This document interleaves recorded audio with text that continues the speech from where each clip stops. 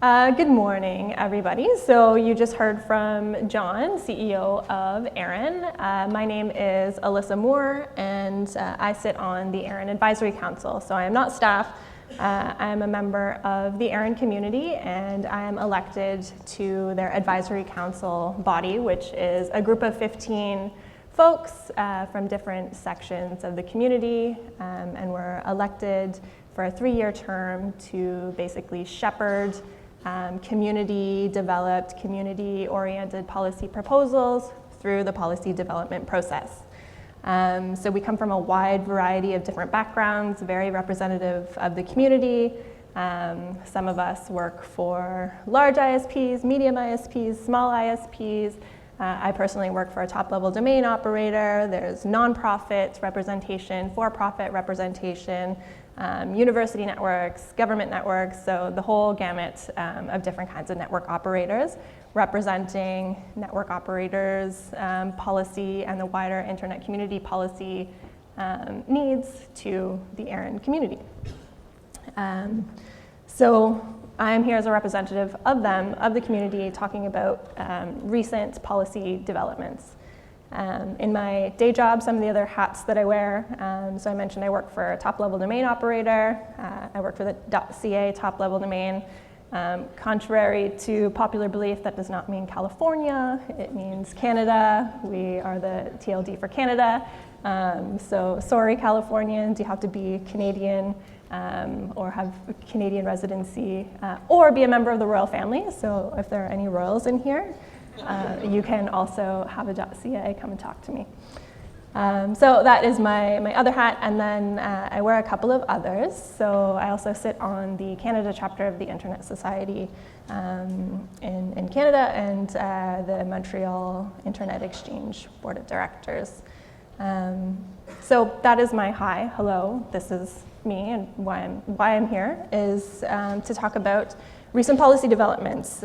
So as you hopefully know, ARIN exhausted their IPv4 free pool of addresses back in 2015, so we're coming up on 4 years since exhaustion. And so the policy proposal queue has changed as a result of that. So there are more policies around the transfer market. So hopefully you know, since you can't get IPv4 from the free pool at ARIN anymore, there's a secondary transfer market and third parties who broker or facilitate these types of transactions to move V4 from a network where maybe it's not being used to one where it can be used. So there are a bunch of policies around how that happens. ARIN oversees those transactions to make sure that they follow policy. There's also a lot of database cleanup efforts in the pipeline. So ARIN is a registry, and a registry is not very good if it's not very accurate. So the ARIN and the wider policy community is really focused on getting the registry to be more accurate with better data. And I'll talk a bit about that later. In addition to, of course, IPv6 and getting that deployed out there on your networks, which John just talked about. So please go and do your case studies. Go talk to the help desk, and they'll help you with that. I know I should probably do one for our network.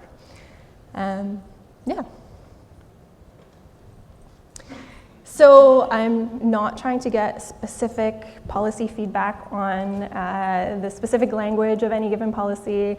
I don't want to gather support for any specific policy. That's not what I am here to do today. However, if you are interested, please chime in on the public policy mailing list if you're not already subscribed. You can go to the ARIN website, I think it's under the Participate menu, and get yourself subscribed to that mailing list. It's pretty spicy lately, so kind of some fun conversations going on right now. What I do want to know is whether the general concepts that we're working on in the policy world are desired by the operator community, Whether they are not and they unduly impact you in any way, we need to know. Maybe there's something happening in your network or your particular community that we've completely missed. So that's why we're doing this outreach here today, is to make as many people aware of it as possible and get your feedback on those things. So yeah, this is a new way of soliciting that feedback. So quickly, I'm going to talk a little bit about the ARIN Advisory Council's policy response to some recent news, a recent case of address fraud related to the IPv4 waiting list. Then I want to go through a few newly implemented policies and how they might affect network operators, as well as some that are in the pipeline and could affect you that you can still weigh in on and have your voice heard. I'm going to quickly go through the database cleanup efforts and then hopefully open it up for a bit of discussion.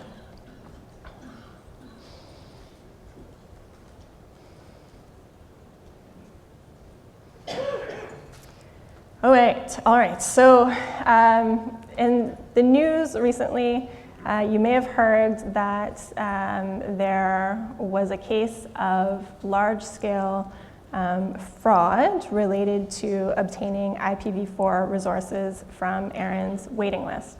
If you haven't heard about it, again, there's lots of discussion on ARIN's public policy mailing list. There's a Krebs article and a Circle ID article.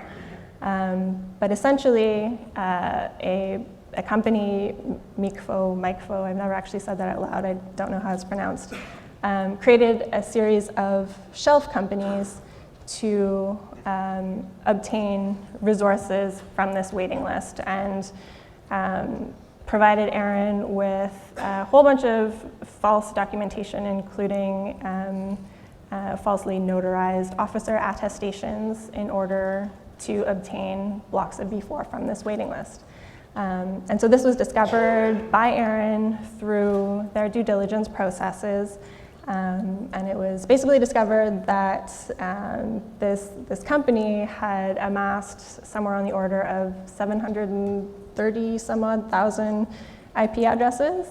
And if you pay attention to the transfer market at all, depending on who you ask, an IP address, an IPv4 address is worth anywhere between $15 and $25, depending on the size of block that you're buying. So that's quite a large chunk of change that this party was able to, or attempted to, defraud the internet community of. So ARIN discovered this and has worked with law enforcement, and basically this party is now charged with 20 counts of wire fraud. So this is the first such case, first case in North America for sure. So kind of a watershed moment for the IP address world, and a little bit of spicy news for everyone. So back in January, after this was discovered, the Board of Trustees at ARIN suspended, so it was discovered before January, but in January, the Board of Trustees suspended the waiting list and deferred to the Advisory Council for a policy response. So how can we prevent this from happening in the future? We don't want this to happen again. How can we work on policy to prevent it from happening? So the Advisory Council has made a recommendation. It's now out there on the public policy mailing list for discussion. And our response was basically, if you're going to put yourself on the IPv4 waiting list, which exists for any dredges of V4 that come back to ARIN, and they do come back to ARIN either because they've been revoked, usually for non-payment, or any other kind of contraventions of the Registry Services Agreement, or because a party hasn't been following policy, which is rare as I understand it. But they also come back because people say, I don't want this V4 anymore. They just give it back to ARIN, and ARIN says, you know you can sell the rights to use this, right? And they go, yes, but I don't want to deal with it. So they give it back to ARIN, and resources do come back that way. So the policy response to that was to create this waiting list to make sure that they get distributed, those resources get distributed back out to network operators who can use them. So we still want this waiting list. We still want to be able to distribute those resources, but we've put some stricter parameters around how that would work. So there would be a limit of a /22. If you're coming to the waiting list, you can only get a /22 as our recommendation. An organization may not be added to the waiting list if it already holds in aggregate more than a /20, and there would be a 60-month hold period. So you would have to hold on to anything obtained from the waiting list for a period of 5 years. You can just turn around and sell it after a year, like the party who was defrauding or attempting to defraud ARIN did. So hopefully those parameters would limit those kinds of unlawful actions. So in effect, the waiting list would be limited to pretty small network operators and new entrants or newcomers to the space.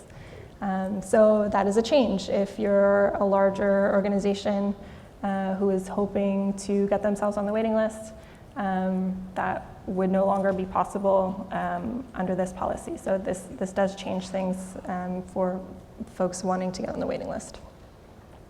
And it's under discussion right now on PPML. You can still weigh in, I believe, for a couple of days. So now I'm going to go through a couple of recently implemented policies that could have an effect or be of interest to you for your network operations. So far in 2019, we have implemented a couple of policies. So the first one allows for inter-regional ASN transfers. So this will be of interest to anyone looking to obtain a 2-byte ASN or who works for a network operator who does any kind of merger and acquisition activity on an international basis. But basically there was a desire to be able to transfer ASN between RARs with reciprocal transfer policies. So right now this is RIPE, and APNIC has reciprocal transfer policies with that. And this is largely due to a lack of 2-byte ASNs in the free pool. Those are exhausted. And that's of interest to operators who use large BGP communities. So yes, there's been an update that you can use 4-byte ASNs, but that was only implemented 2017, RFC 8092, and the hardware and software details have not been totally worked out, kinks haven't been totally worked out, so there's still an appetite for 2-byte ASNs to make large BGP communities work. So to be able to internationally transfer those ASNs was a policy proposal that someone put in, and it's now passed. The next one is removing reallocation requirements for residential market assignments. So this is a bit of a cleaning up, tidying up house type of policy. So there was a policy on the books that was basically a vestige of old cable network requirements that required like a /24 for every neighborhood, even if there were only 10 houses in that neighborhood, to demonstrate use of your V4 to ARIN. You had to say, hey, I've put these IPv4 addresses into use in this network, can I please have more? Well, since ARIN no longer has any more, and you don't have to justify your need for V4 to ARIN, to have to do a detailed reallocation to justify it to ARIN is no longer a requirement for residential customers. So if you're a cable network and you have you do residential reallocations, you're going to want to look into this. It might break some of your tooling or automation associated with those types of reallocations. So come and talk to me if that is the case for you.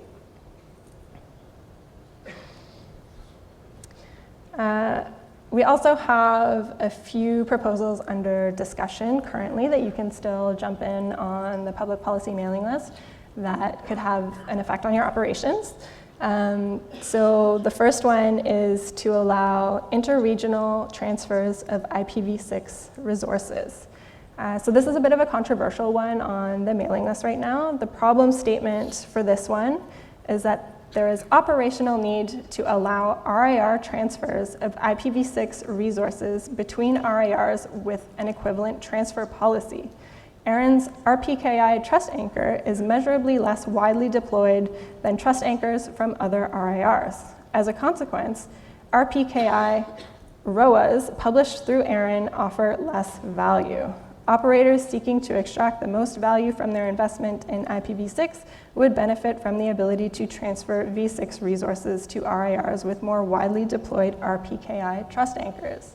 So that's a controversial problem statement in and of itself. So please chime in on the public policy mailing list to let us know whether you agree with this policy proposal, whether there is indeed a need to transfer IPv6 resources, and have your voice heard.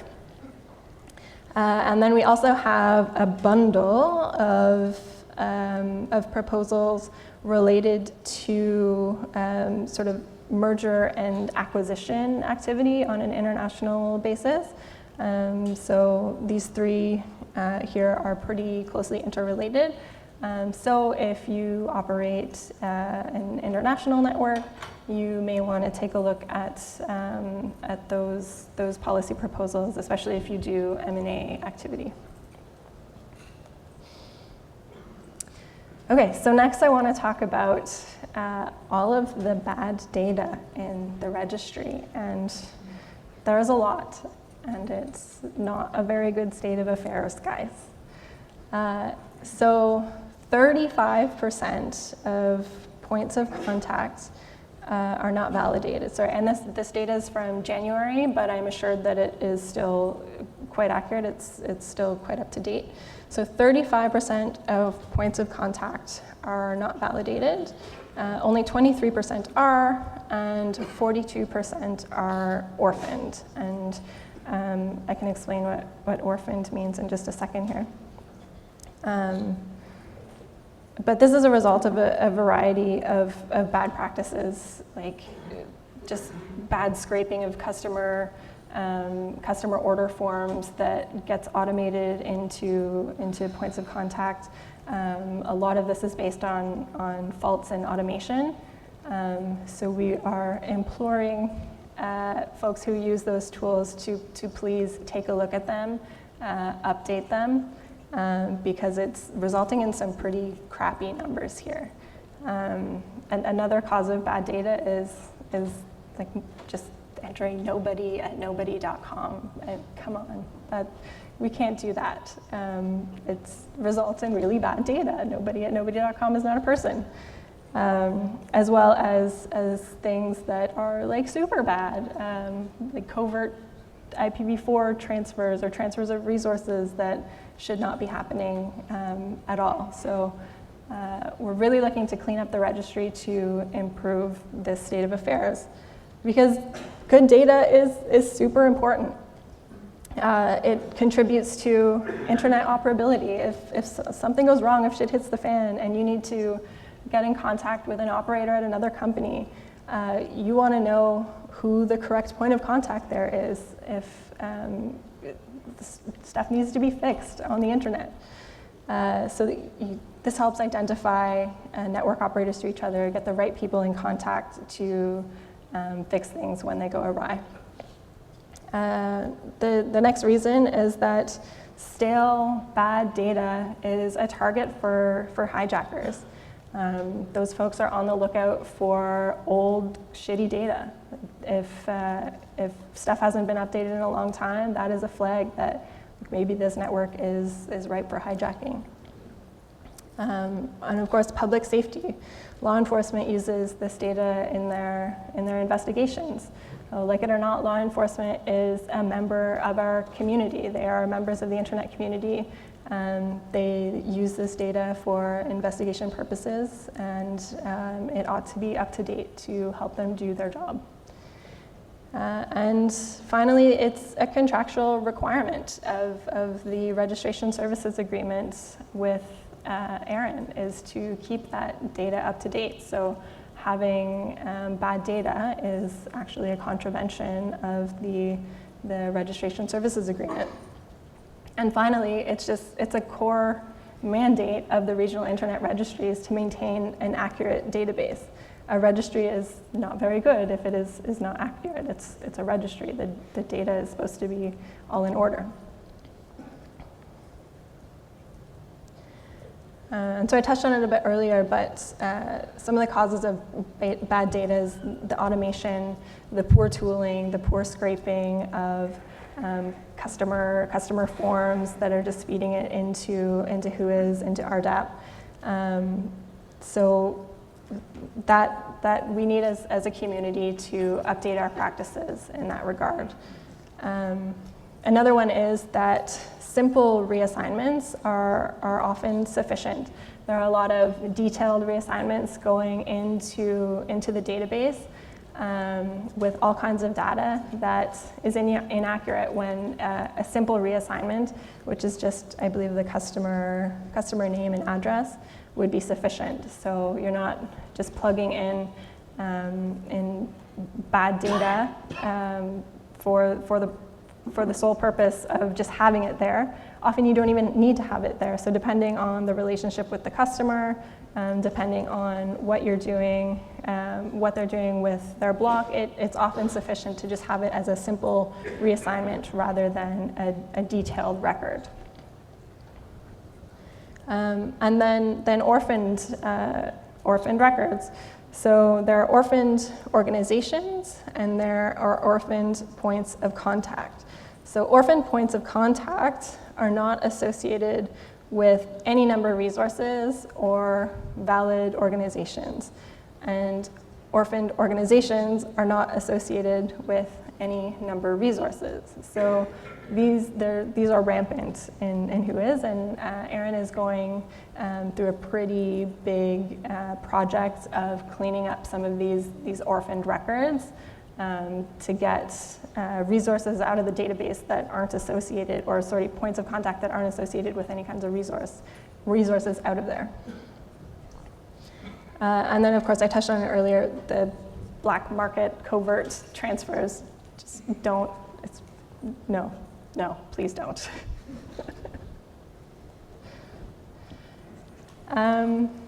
Right now, there are a few more policy proposals related to improving WHOIS accuracy.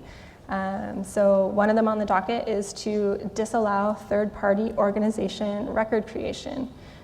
So this would prevent orgs from creating third-party records. So if I am an ISP or a content delivery network or whatever, and I have customers, I can't just create a record for them without their knowledge.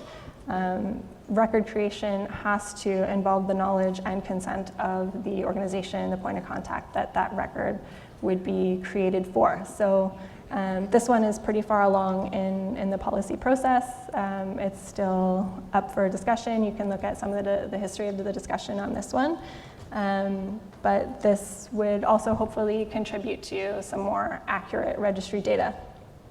The operational impact is that it could affect some of your tooling. So if you have automation in place that is automatically creating third-party records from customer order forms, this is not going to work for you. You're going to have to change some of that tooling. The next one is to clarify reassignment requirements.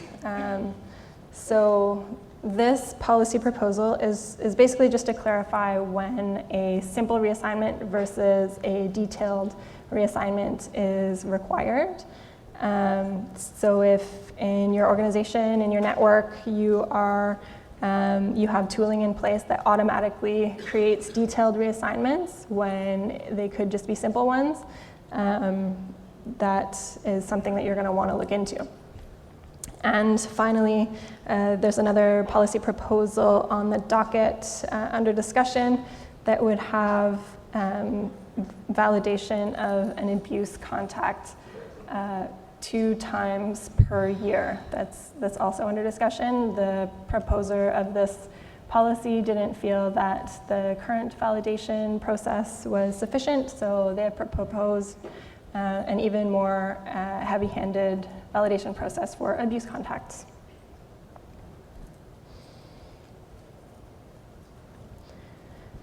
And now I'm just going to walk you through sort of the new and improved validation procedures for points of contact that ARIN goes through. So every year, ARIN sends an email to points of contact to notify them, like, hey, it's your annual validation time. Please update or confirm that we still have valid data for your POCs. So this is for admin, tech, NOC, and abuse contacts. And after ARIN sends that email out, each point of contact has up to 60 days to either confirm or correct their data. And there's a variety of ways you can do this. You can click on the link, you can send an email that says correct, or you can log into your ARIN online account and validate or update your data. And then if, after careful analysis, ARIN deems a point of contact to be abandoned, they will be marked invalid in WHOIS. So if your point of contact is marked invalid, you haven't validated your contact and you've been marked invalid, then you lose the ability to do a few things in ARIN Online. You lose the ability to make changes to your resources in ARIN Online until you update at least the admin or tech point of contact and validate that the information is correct. So the only thing that you can do are make payments or update those contacts until it is validated.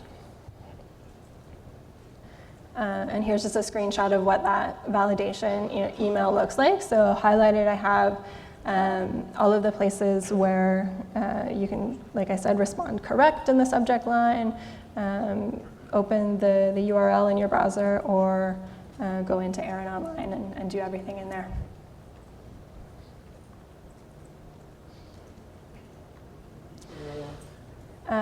So I talked a bit about this, or no, maybe I didn't talk about this one yet. So point of contact notification and validation upon reassignment or reallocation. So this policy proposal is currently recommended to the board for adoption. I believe they're meeting next week, and if they like the proposal, it will become policy.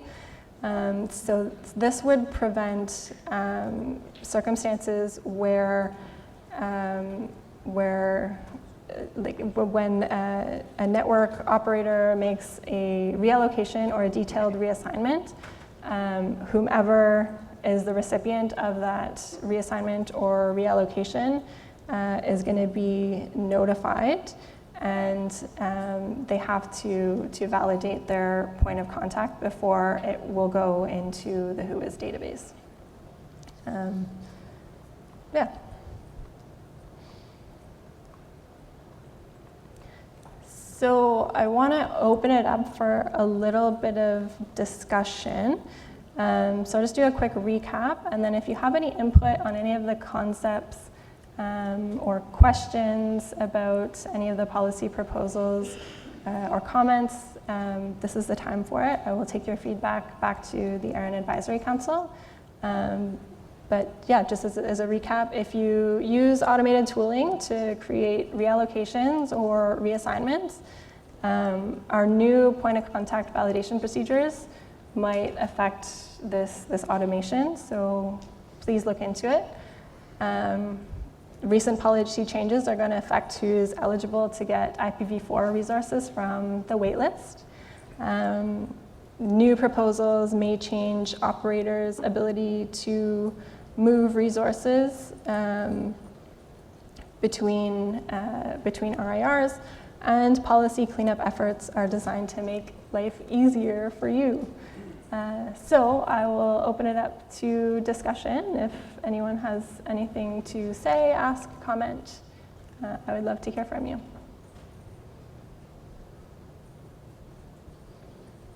Nope. Okay. If you come and find me in the hallways, if you have any questions about this, if you would like to find out how to participate in the ARIN community, we have a meeting that's associated with the fall NANOG in Austin. So NANOG's the first 3 days of the week, and the ARIN meeting is the last 2 days of the week. We also have the public policy mailing list that I mentioned, and you can view all of the current policy proposals online and see the archives of the discussions about them as well. Thank you.